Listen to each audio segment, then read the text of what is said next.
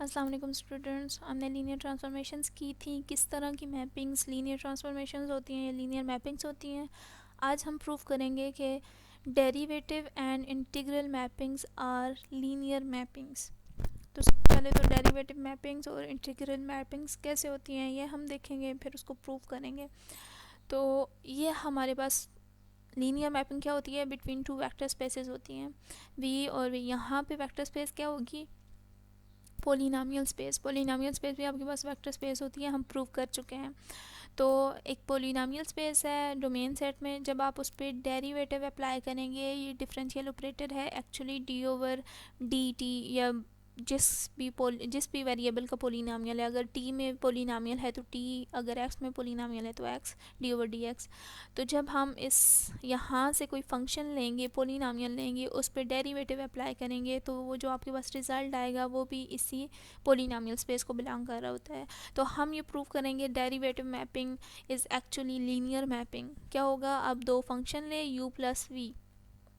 आपको पता है जब आप दो फंक्शंस पे डेरिवेटिव अप्लाई करते हो, सम ऑफ टू फंक्शंस पे अप्लाई करते हो, तो ये u आपके पास कोई फंक्शन है, v भी आपके पास कोई फंक्शन है, एक्चुअली पोलिनोमियल। तो ये आपके पास क्या होगा, d over d t of u plus d over d t of v. Sum of two functions पे जब हम अप्लाई करते हैं तो वो सेपरेटली हम डेरिवेटिव दोनों फंक्शन पे अप्लाई कर सकते हैं। तो ये क्या हो गया actually, d f u plus v equals to d f u plus d f v. Similarly scalar को हम बाहर लेते हैं, स्केलर को बाहर ले लें तो अंदर ये फंक्शन का डेरिवेटिव फाइंड कर लें, तो ये सेकंड कंडीशन भी सेटिस्फाई हो गई है। और derivative of zero is zero आपको पता है, तो वो भी कंडीशन सेटिस्फाई। तो यहाँ पे तो जनरली प्रूव हुआ है, मैंने यहाँ पे पर्टिकुलरली कोई दो फंक्शंस लेके प्रूव किया हुआ है।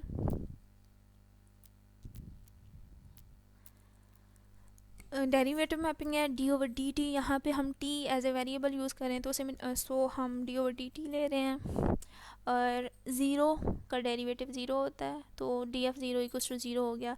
ये d capital D equals to d over d t है डिफरेंशियल ऑपरेटर। और फर्स्ट कंडीशन तो सेटिस्फाई हो गई है, ज़ीरो का डेरिवेटिव ज़ीरो होता है। सेकंड कंडीशन के लिए हमें दो फंक्शंस चाहिए, सम ऑफ टू फंक्शंस पे जब हम डेरिवेटिव मैपिंग अप्लाई करेंगे। मैंने एक फंक्शन लिया है, पोलिनोमियल लिया है, वेक्टर स्पेस वी को जो बिलोंग कर रहा है, टी क्यूब, और दूसरा फंक्शन लिया है, पोलिनोमियल लिया है 2t4। आप कुछ भी ले सकते हैं, मैंने सिंपल फंक्शन लिए हैं, आप कुछ भी लेंथी भी ले सकते हैं, कुछ भी ले सकते हैं। तो जब हम सम ऑफ टू फंक्शंस पे ये डेरिवेटिव मैपिंग अप्लाई करेंगे, capital D is equals to d over d t. U आपके पास क्या है, टी क्यूब, और वी आपके पास क्या है, 2t4। तो बाय प्रॉपर्टी ऑफ डेरिवेटिव हम क्या कर सकते हैं, सम ऑफ टू फंक्शन है, ये एक फंक्शन है, ये दूसरा फंक्शन है, सेपरेटली दोनों पे डेरिवेटिव अप्लाई करें, टी क्यूब पे भी और टी4 पे भी। अब इसका डेरिवेटिव ले लें, इसका डेरिवेटिव क्या है, 3t²। और डेरिवेटिव सिखाना आई थिंक आपको आता है। और 2t4 का डेरिवेटिव क्या है, 8t³ आपके पास पावर साइड पे आ जाती है और पावर में -1 होता है। सिंपल आपके पास पावर रूल ऑफ डेरिवेटिव ये है। अच्छा, ये जो आपके पास 3t² आया है, ये क्या है actually, derivative of u। t³ का डेरिवेटिव क्या है, 3t², तो इसको हम लिख सकते हैं डेरिवेटिव ऑफ u। और सिमिलरली 2t4 का डेरिवेटिव क्या है, 8t³, तो उसका हम लिख सकते हैं डेरिवेटिव ऑफ v। तो ये आपके पास सेकंड कंडीशन सेटिस्फाई हो गई है, d f u v u plus v equals to d f u plus d f v. तो डेरिवेटिव मैपिंग की first condition second condition satisfy हो गई है। और थर्ड कंडीशन आपके पास क्या है, आप कोई स्केलर लें, उसको फंक्शन के साथ, पोलिनोमियल के साथ मल्टीप्लाई करें। मैंने एक स्केलर लिया है, सॉरी, कोई स्केलर लें, उसको पोलिनोमियल के साथ मल्टीप्लाई करें। मैंने यहाँ पे स्केलर लिया है 3, के इक्वल्स टू 3 लिया है। एक कोई भी स्केलर ले सकते हैं, नेगेटिव पॉजिटिव स्क्वायर रूट वाला कुछ भी हो, कोई भी रियल नंबर। तो उस पे जब मैंने डेरिवेटिव अप्लाई किया, तो ये डेरिवेटिव की प्रॉपर्टी है, वो स्केलर को बाहर ले लेता है, तो 3 को बाहर ले लें और अंदर ये वेरिएबल पे डेरिवेटिव अप्लाई कर लें। तो ये क्या है, इसका डेरिवेटिव जब हम फाइंड करते हैं तो ये 3t² है। तो ये एक्चुअली आपके पास क्या है, d f you, 3 into D f you. तो देख लें, डी एफ के यू इक्वल्स टू के इंटू डी एफ यू आ गया है, के आपके पास 3 था, तो इसको हम के इंटू डी एफ यू भी लिख सकते हैं। तो इससे क्या प्रूफ हुआ कि आपके पास जो डेरिवेटिव मैपिंग होती है वो लीनियर मैपिंग होती है। और आप कोई भी फंक्शंस लेके इसको प्रूव कर सकते हैं। मैंने तो ये फंक्शंस लिए, आप अपनी मर्ज़ी से कोई भी दो फंक्शंस लेके ये प्रूव कर सकते हैं। डेरिवेटिव मैपिंग्स और लीनियर मैपिंग्स। और सेकंड एग्जांपल जो थी वो है integral mapping. Integral mapping define है, जैसे डिनोट है इंटीग्रल मैपिंग को। आप पोलिनोमियल कोई भी लें, वेक्टर स्पेस, पोलिनोमियल स्पेस में से कोई भी पोलिनोमियल लें, उस पर जब आप इंटीग्रल मैपिंग अप्लाई करें, कोई भी f of t belonging to vector space polynomial space भी है, उस पर जब आप इंटीग्रल मैपिंग अप्लाई करें तो वो किस तरह डिफ़ाइन है। इंटीग्रल गोज़ फ्रॉम 0 to 1, ये डेफिनेट इंटीग्रल है। F of T into D T, तो वो जो फंक्शन जिस पे हम इंटीग्रल अप्लाई कर रहे हैं एक्चुअली इस तरह डिफ़ाइन है। तो ये क्या है आपके पास, वी टू आर, आर भी वेक्टर स्पेस है। अच्छा, जब भी आपके पास रेंज सेट आर होगा, रियल नंबर होगा, इसका मतलब क्या है, यहाँ से हम कोई फंक्शन ले रहे हैं, उस पर इंटीग्रल मैपिंग अप्लाई कर रहे हैं, आपके पास आंसर हमेशा कोई रियल नंबर आएगा। तो इस तरह के फंक्शन को हम ये भी कहते हैं it is real valued function. जब आपके पास हमेशा रेंज सेट में रियल नंबर्स होते हैं, आपके पास हमेशा कोई इमेज जो आता है, इमेज हमेशा कोई रियल नंबर अगर आता है, तो इसका मतलब क्या है, वो जो फंक्शन है वो रियल वैल्यूड फंक्शन है।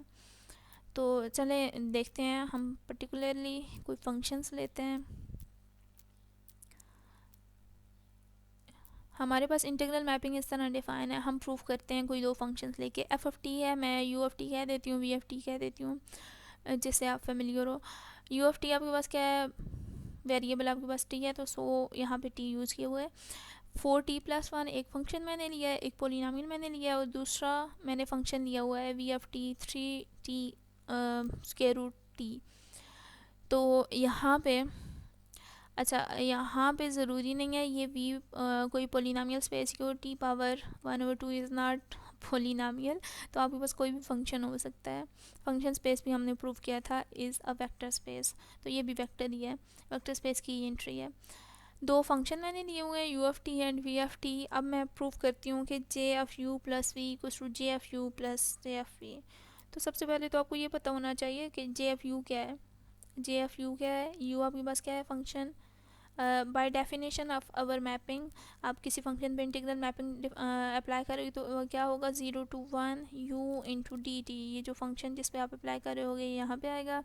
अब u यहाँ पे लिख लिया, 4t+1 इसका इंटीग्रल लिया और वो आंसर आया, upper limit minus lower limit करके 3 आंसर आया।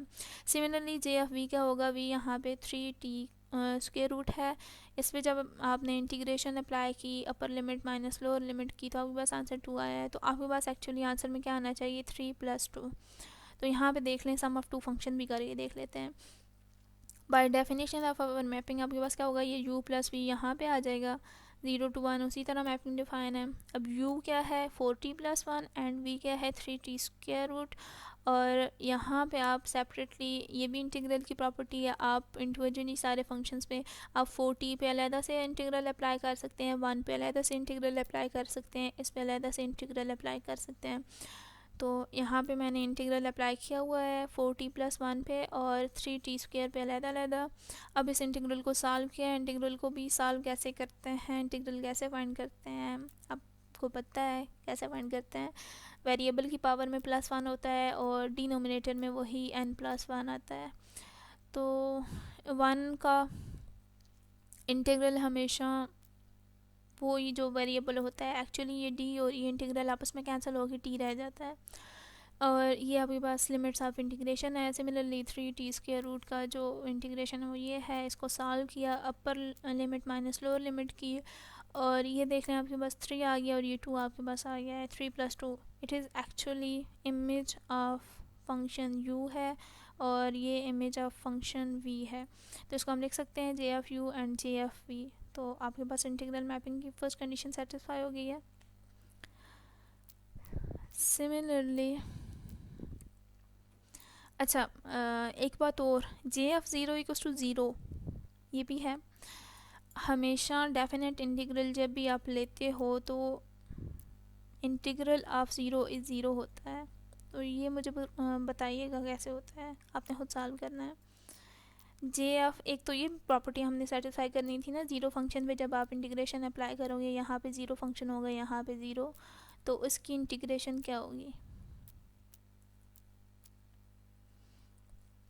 अच्छा, यहाँ पे मैंने कोई स्केलर लिया हुआ है, -2 स्केलर लिया हुआ है। हमने प्रूफ क्या करना है, k इंटू यू। जब आप उस पर अप्लाई करेंगे इंटीग्रल मैपिंग, तो आपके पास क्या होना चाहिए, k into J of you. तो k मैंने कोई नेगेटिव स्केलर लिया हुआ है -2, इसको फंक्शन के साथ मल्टीप्लाई किया। u आपके पास ये जो फंक्शन है, और स्केलर को बाहर लिया जाता है इंटीग्रल में, इंटीग्रेशन में, और इस पर इंटीग्रेशन अप्लाई कर ली। तो ये जो आपके पास आंसर आया है, सॉरी ये ऊपर नहीं जा रहा, और तो ये एक्चुअली आपके पास -2 इंटू जे एफ यू है। तो ये आपके पास प्रूफ हो गया है। स्केलर भी आपने कोई फंक्शन के साथ मल्टीप्लाई किया है और उस पर अप्लाई किया है इंटीग्रल मैपिंग, तो ये जे इंटू के यू इक्वल्स टू के इंटू जे यू हो गया है। तो आज हमने प्रूफ कर लिया है कि derivative and integral mappings are linear mappings. आप कोई भी दो फंक्शंस लेके उन पर डेरिवेटिव भी अप्लाई कर सकते हो, इंटीग्रल भी। और ये जो मैंने आपको कहा है J F zero equals to zero कैसे होता है, J F zero equals to C भी होता है और J F zero equals to zero भी होता है। तो किस केस में ज़ीरो होता है और किस केस में सी होता है, ये आपने मुझे बताना है। तो ये आपका होम टास्क है, और आपने कोई भी दो फंक्शंस लेके ये प्रूव करने हैं, दोनों derivative and integral mappings are linear mappings. New topic के साथ या न्यू एग्जांपल्स के साथ मिलेंगे इंशाल्लाह। अल्लाह हाफिज़।